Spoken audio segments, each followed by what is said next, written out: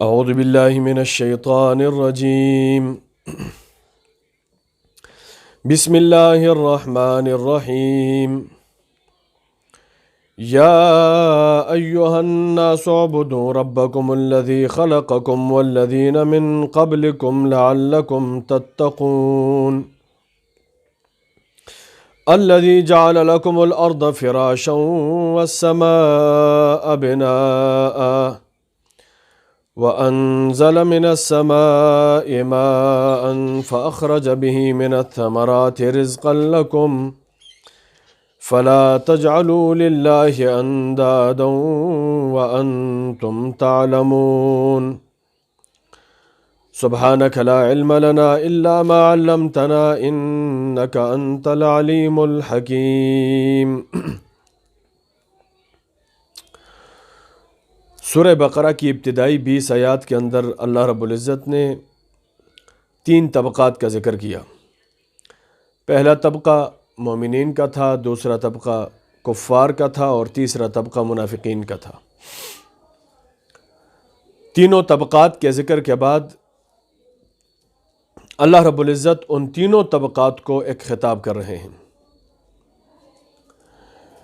اور یہ وہ خطاب ہے جو قرآن مجید کے نزول کا بنیادی مقصد ہے،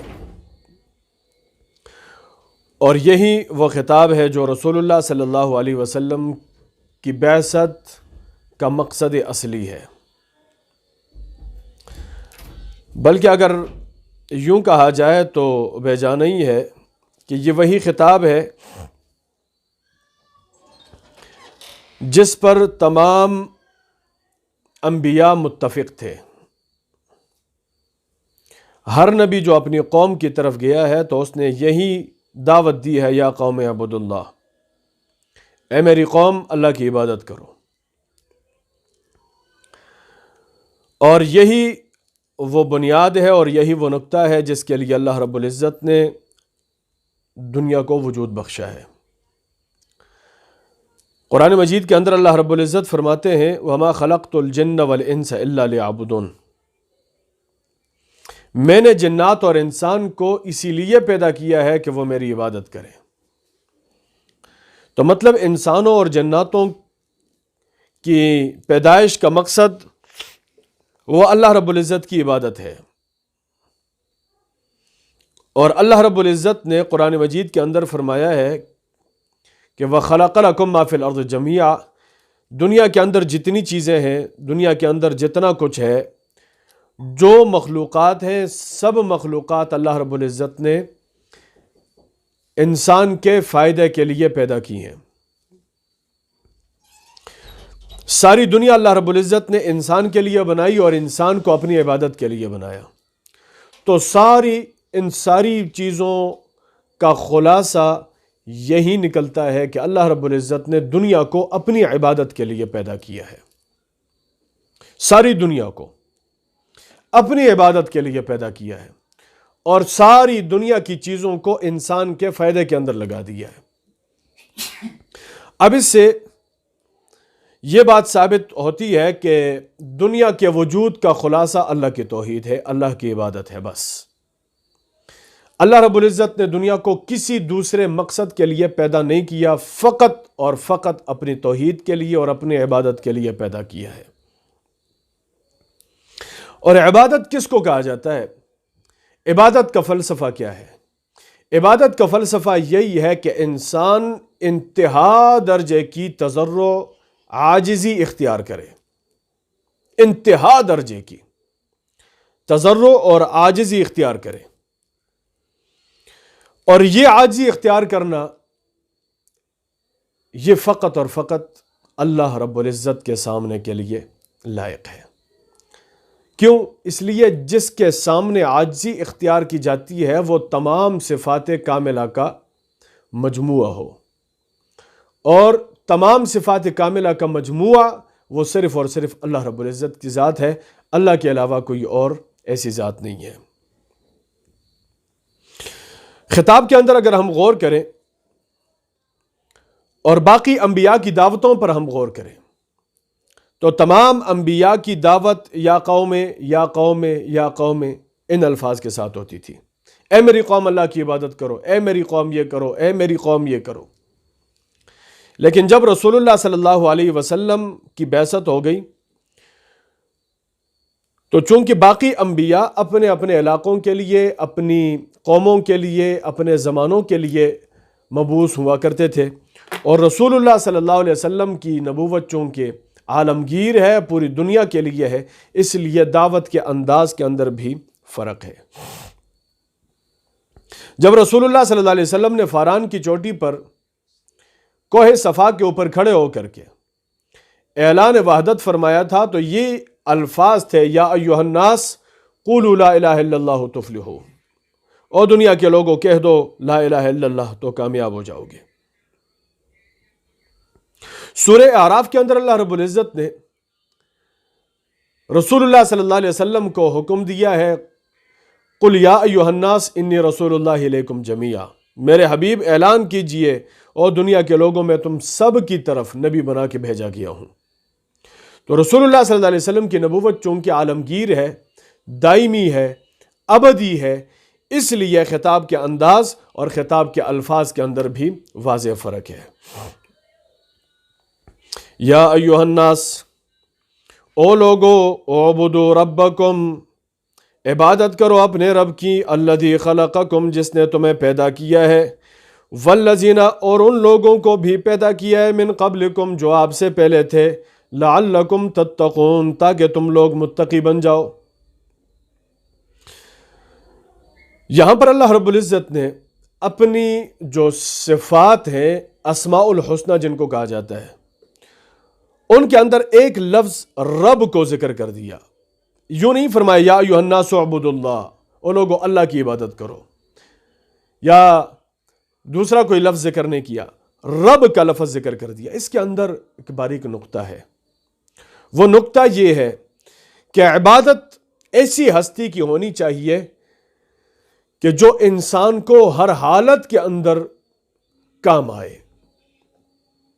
رب کے اندر، لفظ رب کے اندر ایک خصوصیت ہے، وہ یہ ہے کہ انسان کی پیدائش سے پہلے، انسان کی پیدائش کے وقت، انسان کی پیدائش کے بعد، ٹھیک ہے، اور پھر انسان کی پیدائش کے بعد انسان کا بچپنا، پھر لڑکپنا، پھر جوانی، پھر ذہول، پھر بڑھاپا، ان سارے حالات کے اندر یہی لفظ رب ہے جو انسان کے کام آتا ہے، انسان کی تربیت کرتا ہے، انسان کو پالتا ہے.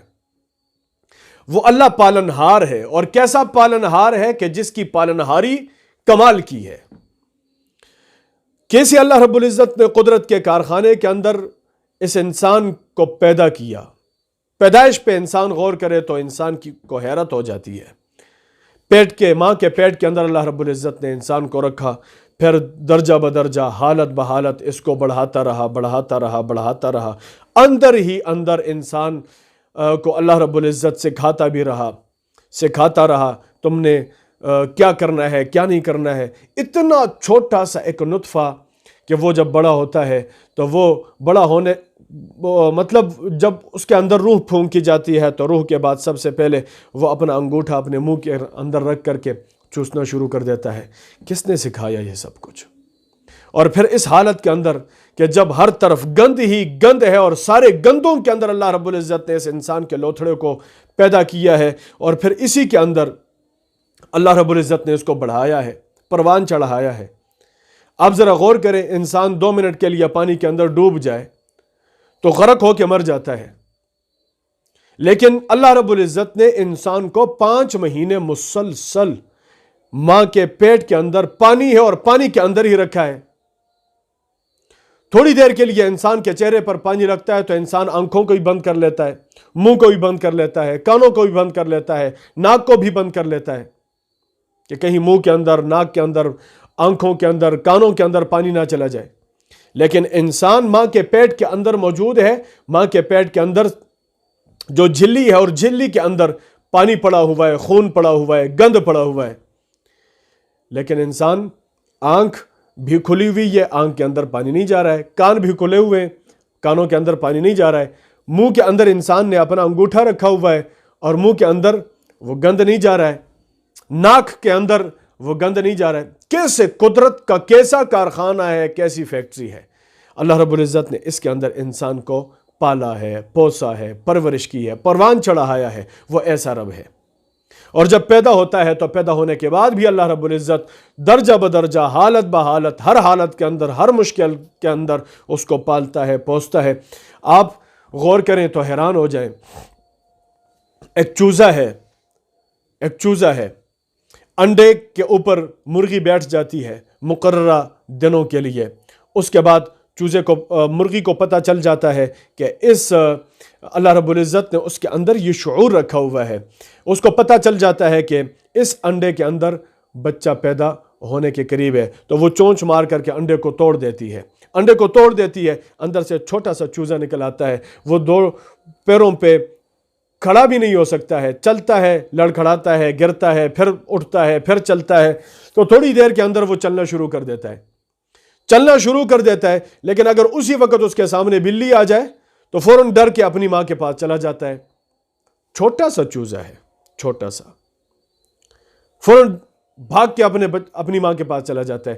کتا آتا ہے، فوراً ماں کے پاس چلا جاتا ہے۔ اوپر سے کوئی پرندہ آتا ہے، کوئی عقاب آتا ہے، کوئی شکاری پرندہ اس کو اٹھانے کے لیے آتا ہے تو فوراً اپنی ماں کے پاس چلا جاتا ہے۔ سانپ آتا ہے تو فوراً ماں کے پاس بھاگ جاتا ہے۔ چھوٹا سا چوزا ہے، اپنے فائدے کی چیز کو بھی پہچانتا ہے، اپنے نقصان کی چیز کو بھی پہچانتا ہے۔ کون سی چیز میں نے کھانی ہے، کون سی چیز میں نے نہیں کھانی ہے، کون سی چیز مجھے کچھ نہیں کہتی ہے، کون سی چیز میری دشمن ہے، یہ چھوٹا سا چوزا اس کو سمجھتا ہے۔ لیکن انسان جس کو اللہ رب العزت نے پیدا کیا ہے، اشرف المخلوقات بھی بنا دیا ہے اور کائنات کا سردار بھی بنا دیا ہے اور جنتوں کا مہمان بھی بنا دیا ہے، سب کچھ اللہ رب العزت نے انسان کو دیا، لیکن انسان کو اپنی اوقات دلانے کے لیے، یاد دلانے کے لیے کہ انسان تیری اوقات یہ ہے کہ جب تو پیدا ہو جاتا ہے نہ تجھے یہ پتہ ہوتا ہے میرے لیے کون سی چیز اچھی ہے، نہ یہ پتہ ہوتا ہے کون سی چیز بری ہے، کون سی چیز کے اندر فائدہ ہے، کون سی چیز کے اندر نقصان ہے۔ اگر انسان چھوٹا سا ہے، اس کے ہاتھ میں کوئی سانپ پکڑا دے تو وہ سانپ کو پکڑ کر کے اپنے منہ کے اندر ڈالنے کی کوشش کرے گا۔ اس کو یہ پتہ نہیں ہے کہ کون سی چیز نقصان دہ ہے۔ اس سے تو بچپن کے اندر وہ چوزا اچھا تھا جس نے اپنی نقصان اور فائدے کی چیزوں کو پہچانا ہوا تھا۔ اللہ اپنے بندے کو اوقات یاد دلانا چاہتا ہے کہ میرے بندے تو اس حالت کے اندر تھا، تجھے کمال تک پہنچایا ہے، اتنی عظمتوں سے نوازا ہے، تو وہ صرف اور صرف اللہ نے نوازا ہے، ورنہ تیرا ذاتی کوئی کمال نہیں ہے۔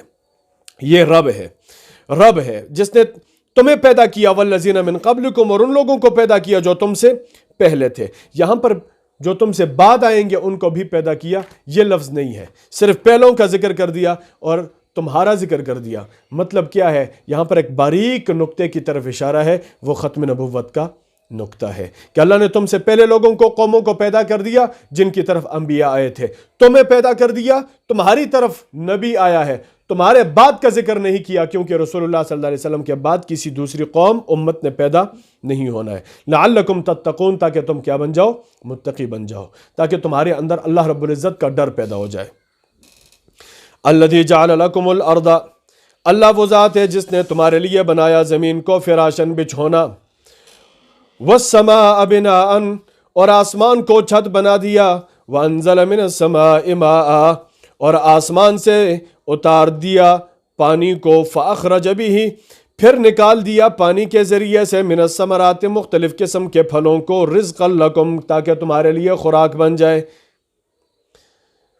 تو آسمانوں کا بھی ذکر اور زمینوں کا بھی ذکر، ان کو دلائل عقلیہ کہا جاتا ہے، دلائل عقلیہ کہا جاتا ہے۔ اللہ رب العزت کی کہ معبود ہونے پر اور ربوبیت کے اوپر دلائل کیا ہے؟ یہ آفاقی دلائل ہیں، اور عقلی دلائل ہے کہ تمہاری عقل کے اندر آنے والے۔ زمین کو بچھونا بنا دیا، تم چلتے ہو، پھرتے ہو، کام کرتے ہو، روزگار کرتے ہو، زمینداریاں کرتے ہو، کاروبار کرتے ہو، تجارتیں کرتے ہو، سفر کرتے ہو، یہ زمین تمہارے لیے بچھونا ہے۔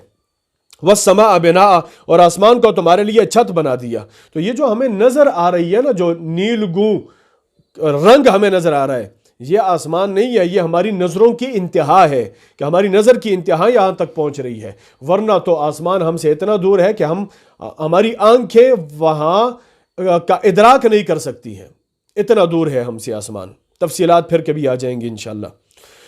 وَأَنزَلَ مِنَ السَّمَاءِ مَاءً، اور آسمان سے تمہارے لیے پانی برسا دیا۔ تو آسمان سے پانی نہیں برستا، پانی بادلوں سے برستا ہے، لیکن ہر وہ چیز، عرب کا محاورہ ہوتا ہے کل ما علا کا، جو چیز تمہارے اوپر ہوتی ہے وہ آسمان کہلاتی ہے۔ اس لیے اللہ رب العزت نے آسمان کو ذکر کر دیا، یا یہ کہ چونکہ آسمان اوپر کی طرف ہے اور اوپر ہی کی طرف سے پانی برستا ہے، بارش برستی ہے، تو اس لیے اللہ رب العزت نے اس کو بھی آسمان سے اتارنے کی تشبیہ دے دی۔ فَأَخْرَجَ بِهِ مِنَ الثَّمَرَاتِ، اور اسی پانی کے ذریعے سے نکال دیا مختلف قسم کے پھلوں کو اور میووں کو۔ مختلف قسم کے پھل، بنجر ہوتی ہے ساری زمین، اللہ رب العزت اس کے اوپر پانی برسا دیتا ہے تو وہ ہری بھری ہو جاتی ہے، پھر انسان دیکھتا ہے تو انسان کی آنکھیں بھی ٹھنڈی ہو جاتی ہیں۔ یہ دلائل عقلیہ ہے میرے بھائیوں۔ رزقا لکم، تمہارے لیے یہ خوراک ہے۔ امام شافعی رحمہ اللہ تعالیٰ نے ایک عجیب واقعہ ذکر کیا ہے۔ وہ فرماتے ہیں اللہ کی توحید کے لیے سب سے بڑی دلیل جو انسان کو سمجھنے کے اندر بہت آسان ہے، وہ کیا ہے؟ وہ شہتوت کا پتہ ہے۔ شہتوت کا جو درخت ہوتا ہے اس کا پتہ ہے، وہ پتہ اللہ کی توحید کی بہت بڑی دلیل ہے۔ کس طور پر؟ یہی پتہ ہے، بکری کھاتی ہے تو اس سے مینگنی بن جاتی ہے، بھینس کھاتی ہے تو اس سے گوبر بن جاتی ہے، گائے کھاتی ہے تو اس سے لید بن جاتی ہے، اس کی گوبر بن جاتی ہے، اونٹ کھاتا ہے تو اس سے مینگنی یا الگ قسم کی بن جاتی ہیں، شہد کی مکھی کھاتی ہے تو اس سے شہد بن جاتا ہے، اور ریشم کا کیڑا کھاتا ہے تو اس سے ریشم بن جاتا ہے۔ پتہ ایک ہے، مختلف قسم کے جانور کھاتے ہیں تو اس سے چیزیں مختلف پیدا ہو رہی ہیں۔ یہ اللہ رب العزت کا قدرت کا کارخانہ ہے، قدرت کا کارخانہ ہے۔ جو میٹیریل ایک ہے، لیکن ایک پیٹ کے اندر جاتا ہے وہاں کوئی اور چیز پیدا ہو رہی ہے، دوسرے پیٹ کے اندر جاتا ہے وہاں کوئی اور چیز پیدا ہو رہی ہے، تو یہ اللہ رب العزت کی قدرت کے نمونے ہیں۔ فَلَا تَجْعَلُوا لِلَّهِ اندادا، پس نہ بناؤ اللہ کے لیے اندادن کوئی شریک۔ رسول اللہ صلی اللہ علیہ وسلم سے ایک صحابی نے پوچھا کہ یا رسول اللہ، سب سے بڑا گناہ کیا ہے؟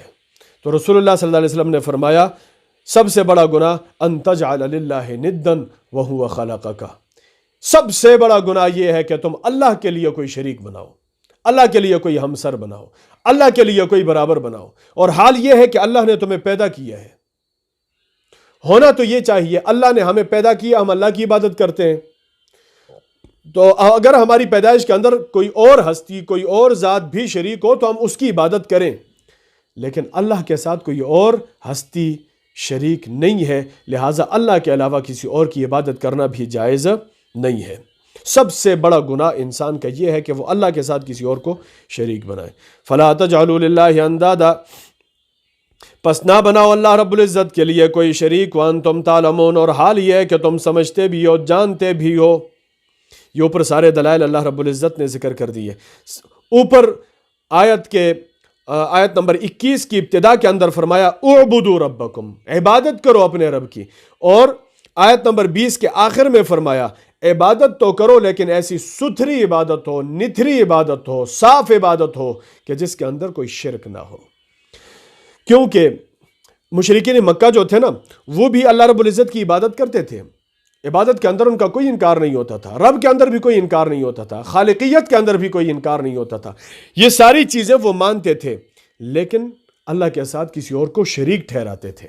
بنیادی جو فرق ہے نا مومن اور کافر کے اندر، مومن اور مشرک کے اندر، وہ یہی ہے کہ مومن خالص اللہ کی توحید پر عمل کرتا ہے۔ یہ جو اعبدوا ربکم ہے نا، اس کا ترجمہ حضرت عبداللہ ابن عباس رضی اللہ تعالیٰ عنہ نے کیا وحدوا ربکم، اپنے رب کو اکیلے تنہا مانو، ایسی عبادت کرو جو شرک سے پاک اور ستھری ہو۔ اور اسی کی طرف اس آیت کے آخر میں اشارہ فرما دیا فَلَا تَجْعَلُوا لِلَّهِ اندادا، اللہ کے ساتھ کسی اور کو شریک نہ بناؤ، وَأَنْتُمْ تَعْلَمُونَ، حال یہ ہے کہ تم سمجھتے بھی ہو کہ اللہ کے علاوہ نہ کوئی عبادت کے لائق ہے اور نہ اور کوئی معبود ہے۔ اللہ رب العزت ہمیں سمجھ کی توفیق